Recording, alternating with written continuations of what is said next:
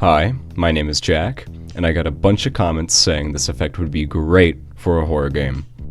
If you don't know, the idea is that if at any time you pause the video or take a screenshot, the image will disappear. And that's what makes this so great for horror. You can never get a picture of or ever really see your enemies. So, I went and updated my walking simulator. Once you're done watching this video, the link to the game is in the description so you can go play it. And don't worry, I won't spoil anything. If you wait till the very end of this video, I'll give you some cheat codes you can go try out. I added all of these effects to the Godot asset library, and I put the source code as well as a demo in a Godot repo, all linked in the description. My walking simulator originally used this effect, which worked, but it was a bit hard to look at. I then programmed this sliding effect, which is way easier to look at, but it has one problem. It can't convey any depth. Someone suggested that I slide the noise at different rates depending on the distance from the camera, so I did, and it ended up looking really good. The closest objects slide at 1 pixel per frame. The next closest slides at 1 pixel per 2 frames, and so on. I added a parameter so you can adjust how many different speeds there are. To get the distance from the camera, instead of using a depth texture, as I probably should have, I stick a light on the camera, and the pixel's brightness determines the depth. You can change the distance at which the different speeds occur by adjusting the light attenuation and this brightness exponent. At the edges of the different speeds, we have to randomize the noise. If we don't do this, pixels will repeat in whatever direction the noise moves. You can see it with this cube. But yeah, I'm really happy with how this effect turned out.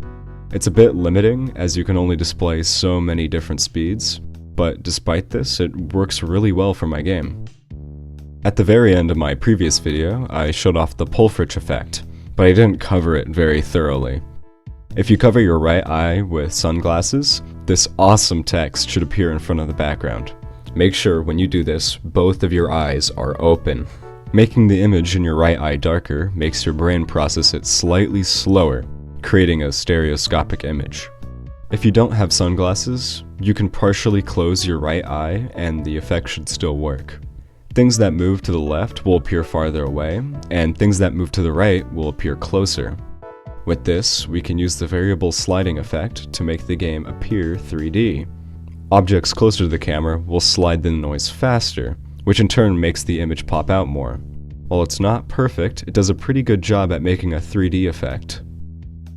This whole video, I've shown the effect to be entirely black and white, but it doesn't have to be. By applying another shader, we can change the colors of the noise to anything we want. I programmed the sliding effect to only use one number for each pixel, but you could store more. For my purposes, I didn't need to. So I added 3 cheat codes to my game. All you have to do to enable them is type them while you're in the title screen. The first is scary. There's a 33% chance the game is in scary mode, but typing this in will guarantee it. The next is colorful. If you enter this one, it will add a menu in the pause screen to change the colors of the pixels. The last is Pulfrich. That's P-U-L-F-R-I-C-H. As I explained earlier, putting on sunglasses over or somehow darkening the vision of your right eye will make the game stereoscopic. And that's pretty much it. Hope you enjoyed the video.